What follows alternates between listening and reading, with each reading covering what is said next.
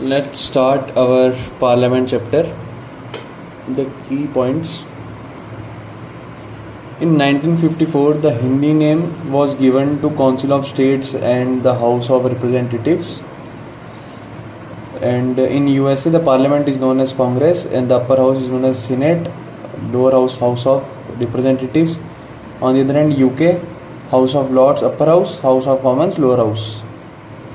Rajya Sabha total have 250 seats, out of which 238 are for states and UTs, and 12 are nominated by President.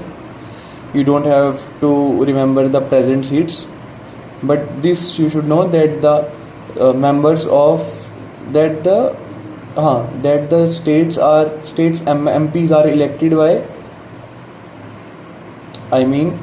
the MPs which are there for the representation of states, they are elected by MLAs, and the MPs which are there for the representation of UTs, they are indirectly elected by the members of an electoral college specially constituted for the purpose. The difference between both of these is that in case of UTs, it is not always elected MLAs. It is not mentioned in the constitution who will vote for them, but this is mentioned specially constituted for the purpose. The electoral college which is specially constituted for the purpose. It is not mentioned in the book or in any other place that which people are in this house, which people are in this case, but only this is mentioned, and 12 are nominated. American Senate has no nominated members. Lok Sabha total 550, 530 for states, 20 for UTs. 61st Amendment Act of 1988 reduced the age from 21 to 18 for the voting. President you don't have to remember. Constitution has empowered Parliament to prescribe manner for choosing UT representative, as Constitution has itself provided in case of states, but in case of UTs it empowers Parliament to prescribe manner. So Parliament enacted UT Direct Elections Act 1965. 42nd Amendment Act froze the seats in Lok Sabha till 2000. Then 84th Amendment extended up to 2026. Then 87th Amendment of 2003 dictates that the delimitation of constituencies on the basis of 2001 census, not 1991. Rajya Sabha first constituted in 1952. 1/3 member retired every second year. Retiring member can be elected any number of time. We know that in case of Lok Sabha, the MP has 5-year term, but in case of Rajya Sabha, the MP has 6-year term, but it is not mentioned in Constitution. It is there in the rules this rule, RP Act 1951. Okay, so that's what I have written here, not originally mentioned in Constitution. Lok Sabha dissolution can't be challenged in court of law, like the decision for the dissolution of Lok Sabha can't be challenged. And emergency हटने के 6 month बाद Lok Sabha extension can't continue. Like we know that in case of emergency, the Lok Sabha can be continued for 1 year at a time, but after the removal of emergency, it can extend up to only 6 months. Now let's talk about disqualification. Detention under preventive detention is not a disqualification. Okay. A person should not be involved in office of profit in which government has at least 25% share. President decision after election commission opinion. President decision is final after election commission opinion to decide disqualification. 10th schedule के अंदर जिसकी बंदी हुई disqualification होती है, कौन decide करता है? स्पीकर या chairman, not president. Like in earlier case president decision final, लेकिन वो डिसीजन कौन देता है असली में? Election commission. But in case of disqualification under 10th schedule, decision of speaker and chairman is final. But in 1992 Quijotto Hollowan case remarked that it is subject to judicial review. And nominated member join any party is disqualified under 10th schedule.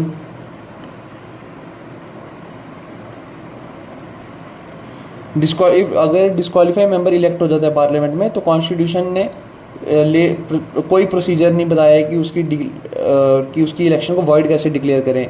So RB act 1951 dealt with it. No provision of pension in constitution parliament has provided itself. Like constitution has not provided for the pensions of Lok Sabha. It is provided by parliament to itself. खुद को ही पैसे दे रहे हैं कि हाँ pension लेंगे हम.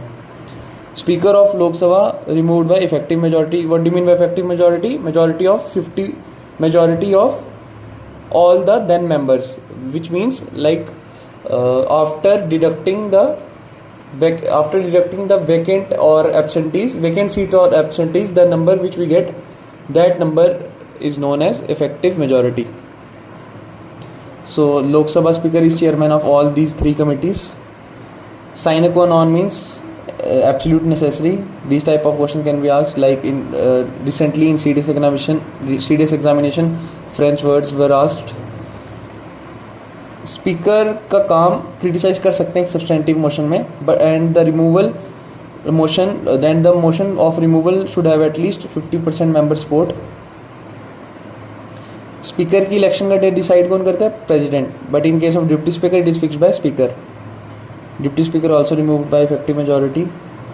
हाँ, in institution of speaker and deputy speaker originate कब हुआ? 1921 में, by the provisions of 1919 Act, Mountain-Chelmsford reforms.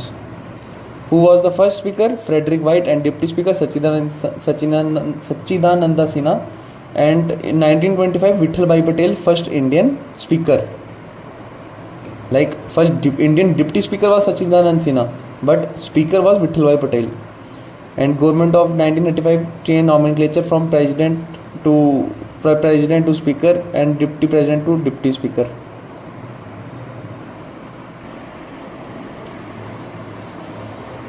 जब स्पीकर की सीट वैकेंट होती है, at that time deputy speaker works in his place, but the panel of chairpersons can't preside.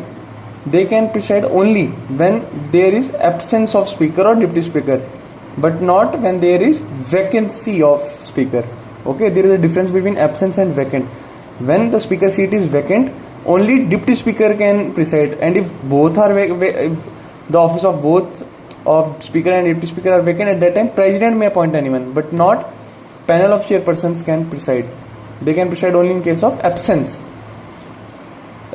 Resolution of removal speaker, जब resolution होता है removal का speaker या chairman का, जो स्पीकर होता है वो फर्स्ट इंस्टांस में वोट कर सकता है, but chairman can't vote.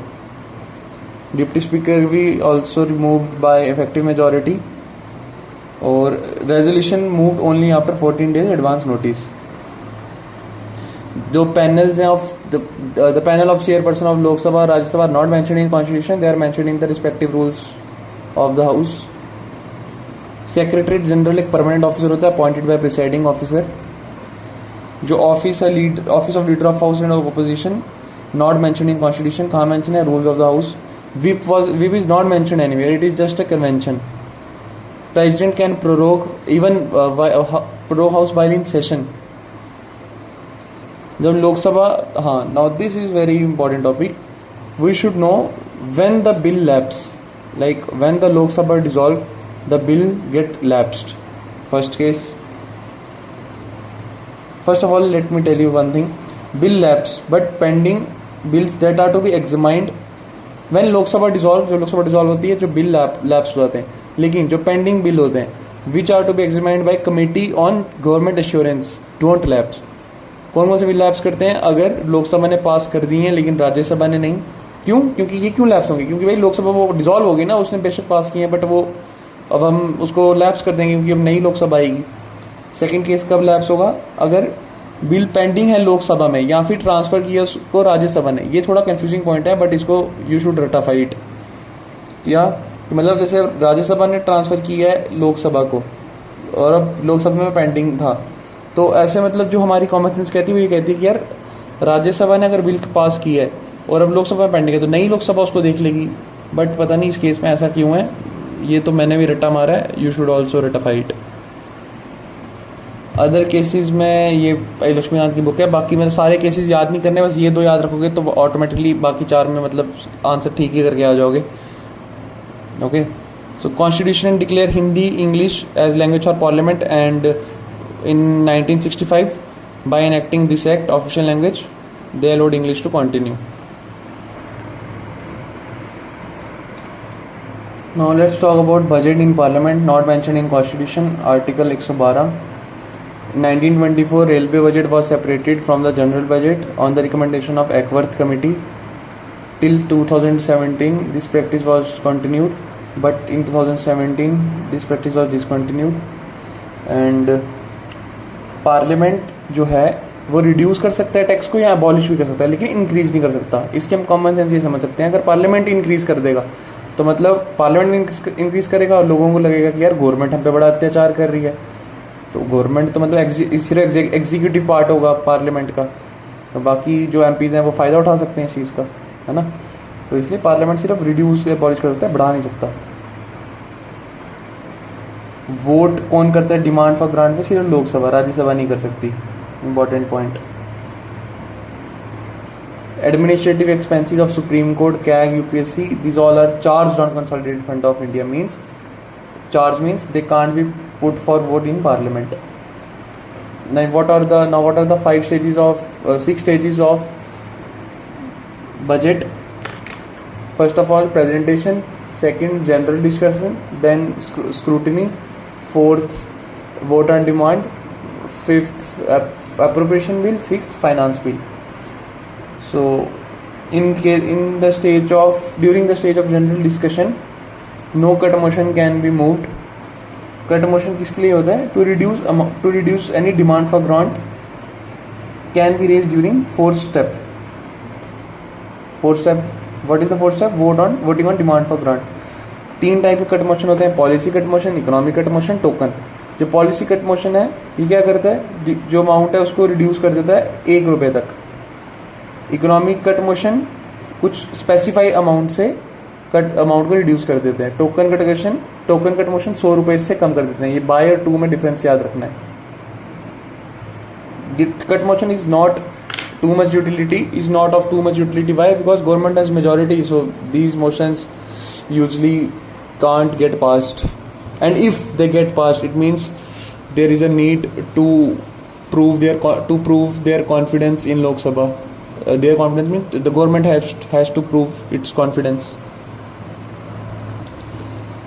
No amendment.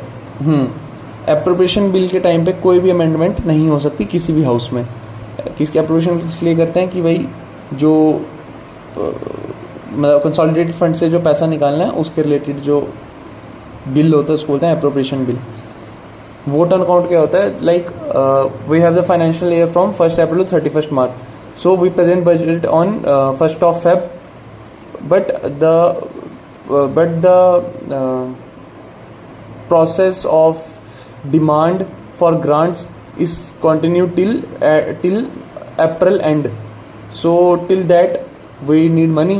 So for that purpose after 31st March there is a provision of vote on account. Okay, तो 1/6 होता है जो पूरा टोटल अमाउंट का, वो वोट ऑन अकाउंट में हम यूज़ कर सकते हैं. एप्रोप्रिएशन बिल की unlike appropriation bill, finance bill में अमेंडमेंट हो सकती है. किसके लिए? चाहे टैक्स को बढ़ाओ कम करो उस सब के लिए. फाइनेंस बिल को हम मनी बिल भी कह सकते हैं क्योंकि इसमें टैक्स प्रपोजल्स होते हैं. और जो फाइनेंस बिल है must be enacted within 75 days. किसके according? According to provisional collection of taxes act 1931. Now let's talk about some grants. Supplementary grant when amount insufficient for a year. Additional grant जब कोई ऐसी चीज़ जिसके बारे में सोचा नहीं हो, बजट के बारे में डिसाइड करते हैं, कोई ऐसी सर्विस पे पैसा खर्चना पड़े. एक्सेस ग्रांट जब किसी सर्विस पे हम जितना अमाउंट ग्रांटेड था उससे ज़्यादा पैसा खर्च कर लें. और ये it must be approved by public accounts committee of parliament. Vote करती है इस पर Lok Sabha after financial year, but before that उससे पहले अप्रूव करना ही करना है पब्लिक अकाउंट्स कमेटी को. Vote of credit parliament blank cheque देता है कि जाओ भाई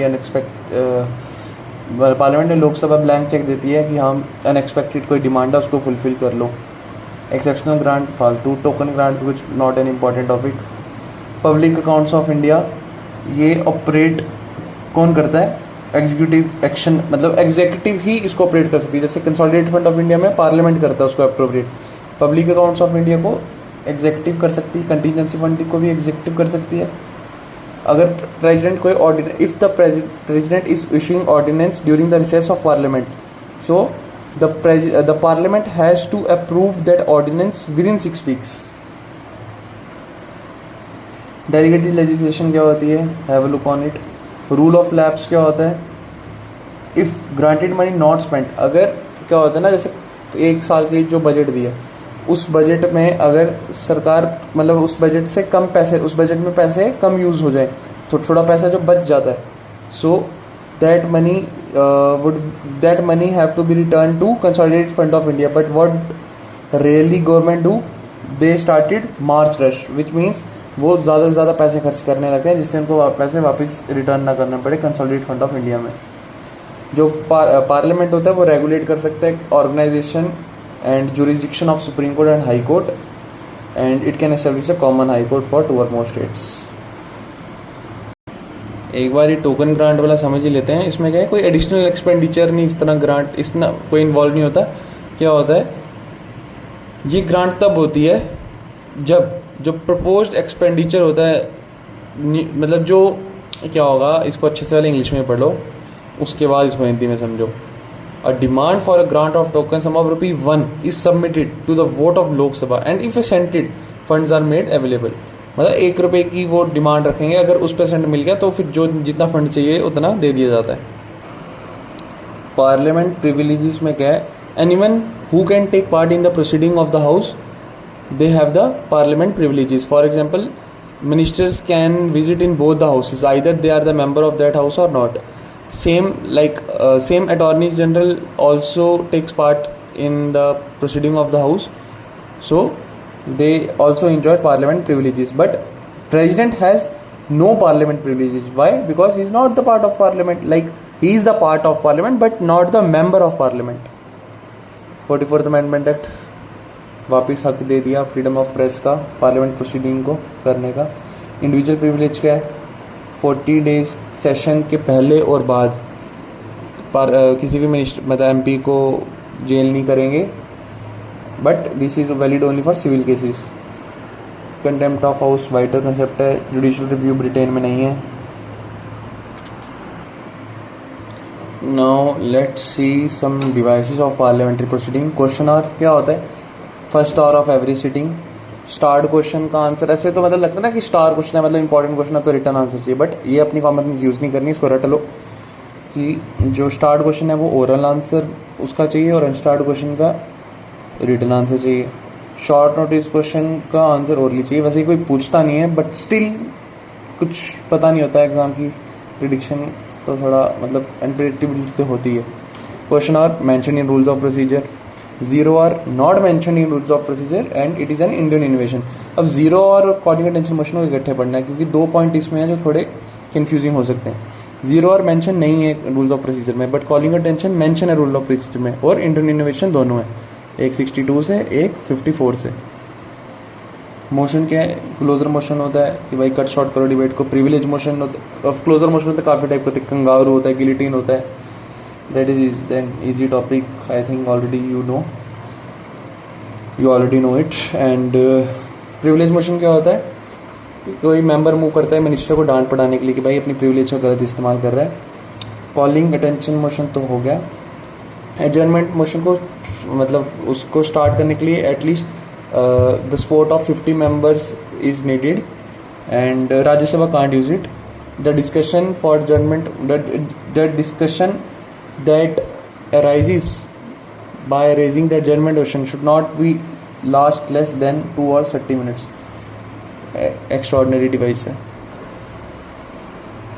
नो कॉन्फिडेंस मोशन में क्या है, इसमें भी 50 members का सपोर्ट चाहिए एडमिट होने के लिए, और जब ये मोशन लाया जाए in the parliament, so there is no need to state the reason for which purpose this motion is to be raised, for which purpose this motion is to be raised, and it is raised against whole council of ministers, not just for any individual person.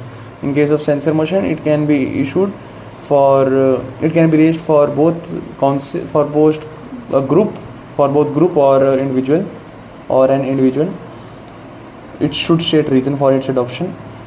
बाकी तो you can just have a look. Point of order क्या है? Opposition raise करती है अगर जो government, अगर minister अपने प्रिविलेजेस का गलत इस्तेमाल कर रहे हैं, या नहीं, इससे अच्छा हम बोलेंगे जब जो हाउस की प्रोसीडिंग है वो अपना नॉर्मल बिजनेस फॉलो नहीं कर रही, मतलब नॉर्मल उनके जो रूल्स हैं. एक्स्ट्राऑर्डिनरी डिवाइस है. हाफ एन आवर डिस्कशन क्या है, कोई मतलब कोई फॉर्मल मोशन नहीं होता इसमें, और कोई पब्लिक इंपॉर्टेंट मैटर हो. 3 days अलॉट होते हैं. शॉर्ट ड्यूरेशन डिस्कशन 2 घंटे की होती है. स्पेशल मेंशन राज्यसभा के केस में, this is not very much important. Resolution और सब्सटेंटिव मोशन में क्या फ़र्क है? All resolutions are motion but all motion are not resolution, ये याद रखना है. Resolution are required to be voted upon, but this is not the case with motion. Like all motions are not required to be voted upon. Youth parliament की recommendation किसने दी थी?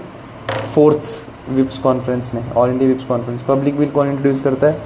Minister करता है, प्राइवेट मेंबर करता है. और 7 day notice चाहिए किसके लिए? पब्लिक बिल के लिए. और 1 month का चाहिए प्राइवेट के लिए. अगर राज्यसभा किसी बिल को 6 महीने तक पेंडिंग रख रही है तो मतलब डेडलॉक हो चुका है. Money bill article 110. और if the abolition remission of any tax by local authority for local purpose is done, then this is not a money bill. Local काम के लिए मनी बिल नहीं बोलेंगे हम इन चीज़ों को. Know your question would be, किन चीज़ों को बोलेंगे मनी बिल? जिसमें मतलब ऑल ओवर इंडिया को टैक्स की बात हो रही हो, गवर्नमेंट्स की बोरिंग की बात हो, इंटरेस्ट की बात हो, उस सारी चीज़ों को बोलेंगे money bill. Whether a bill is money bill or not decided by speaker, and like in constitution it was written that the speaker decision can't be challenged, but in Raja Rampal case it is subject to judicial review. सिर्फ minister introduce करता है money bill. Rajya Sabha से recommendation दे सकती है money bill pay सिर्फ, और मतलब 14 दिन के अंदर they have to return it. President can either give or withhold his assent in case of money bill but can't give it back for reconsideration, though he does not withhold his assent, as the money bill introduced in house only after the prior permission of the president or recommendation of the president. Financial bills are divided into 3: money bill, financial bill 1, financial bill 2. 110, 17, 110, 117 और 117. Financial bill जो 1 है, मतलब 17 और 1 clause 1. 117 clause 1 में क्या है? Money bill की तरह ही है, प्लस कुछ other matters of generalisation involve है. मनी बिल की तरह तो मतलब सिर्फ लोकसभा में ही लोकसभा में इंट्रोड्यूस होगा और प्रेसिडेंट की प्रायर रिकमेंडेशन चाहिए. लेकिन जैसे अदर मैटर ऑफ जनरलाइजेशन के लिए तो ये सेम प्रोसीजर फॉलो करते हैं जैसे एक ऑर्डिनरी बिल करता है. तो ये एक्सेप्ट भी कर सकते हैं, रिजेक्ट भी कर सकता है राज्यसभा, क्योंकि ऑर्डिनरी बिल है तो राज्यसभा की भी पावर आ जाती है. तो मतलब जॉइंट रीडिंग भी हो सकती है और प्रेसिडेंट के पास सारे ऑप्शंस हैं. हाँ, ये इंपॉर्टेंट है. Recommendation of president not required for moving amendment related to reduction or abolition of tax. Tax को रिड्यूस करना है या वो सब करना है तो उसके लिए प्रेसिडेंट का रिकमेंडेशन नहीं चाहिए. फाइनेंशियल बिल 2 में क्या है? ये एक ऑर्डिनरी बिल की तरह ही है, बस इसमें एक स्पेशल फीचर क्या है कि प्रेसिडेंट की जो रिकमेंडेशन है वो रिक्वायर है कंसीडरेशन स्टेज पे, ना कि इंट्रोडक्शन स्टेज पे. इसमें प्रेसिडेंट रिकमेंड करता है हाउस को कि बिल को कंसीडर करने के लिए. जॉइंट रीडिंग कब हो सकती है? ऑर्डिनरी बिल पे और फाइनेंशियल बिल्स पे. कॉन्स्टिट्यूशनल अमेंडमेंट बिल पे नहीं हो सकती क्योंकि दोनों हाउस में अलग अलग पास करने. मनी बिल पे तो हो ही नहीं सकती. और जब जॉइंट रीडिंग होती है तो किसके रूल्स फॉलो किए जाते हैं? लोकसभा के, ना कि राज्यसभा के.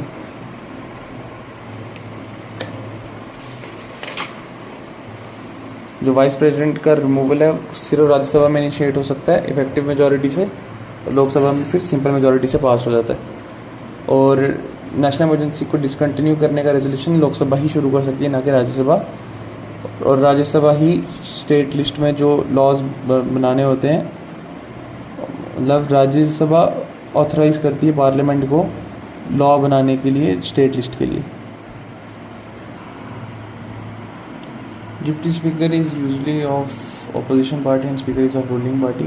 It is a convention not anywhere mentioned in the Constitution. सम्मन प्रोरोग कौन करता है? प्रेसिडेंट और एडजर्नमेंट प्रिसाइडिंग ऑफिसर. बस. And hence we have completed our chapter. Like we have just covered the points which we people usually forget. Okay, these are not this is not the enough material for you. This is just the most important points of the chapter which you people usually missed out. Like there are other important points also, but I have not written down those points in my notes, as when you read